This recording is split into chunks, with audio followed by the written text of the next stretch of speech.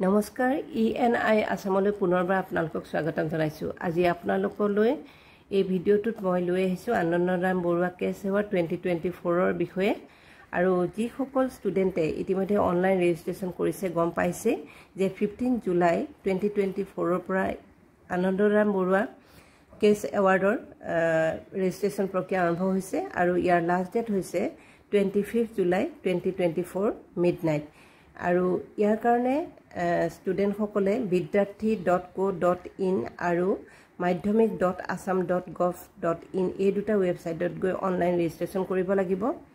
যি সকল ষ্টুডেণ্টে HSLC 2024 ৰ HSLC এক্সামত 75% বা তাতকৈ অধিক নম্বৰ লৈ পাছ কৰিছে তেখেতসকল এই এৱাৰ্ডৰ কাৰণে এলিজিবল হয়। তেখেতসকলে যিখিনি প্ৰয়োজনীয় ডকুমেন্টছ সেইখিনি এই পৰ্টেলত গৈ আপলোড কৰি ৰেজিষ্ট্ৰেচন কৰিব লাগিব আৰু লগতে বেংক ডিটেইলছ ক্লিয়াৰ থাকিব লাগিব। গতিকে বেংক ডিটেইলছত কি কি প্ৰয়োজনীয় বস্তু লাগিব সেইখিনি এই ইনষ্ট্ৰাকচন দিয়া আছে চাও আৰু ষ্টুডেণ্টে তলৰ ইনষ্ট্ৰাকচনখিনি ফলো কৰিব লাগিব। ইয়া দেখিছে the bank must be the name of the awardee নামত অৰ্থাৎ ষ্টুডেণ্টৰ নিজৰ নামত বেংক একাউণ্ট থাকিব লাগিব। Name of the account holder should be exactly same as the name in SEBA admit card or marksheet. সেবাৰ এডমিট কাৰ্ড আৰু মাৰ্কশ্বিটত যিটো নাম থাকিব লাগিব বেংক হোল্ডাৰৰ নামো একে হ'ব লাগিব।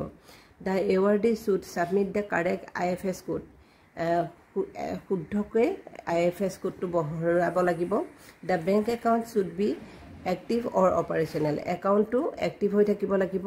For minor account holder the minimum transaction limit should be maintain.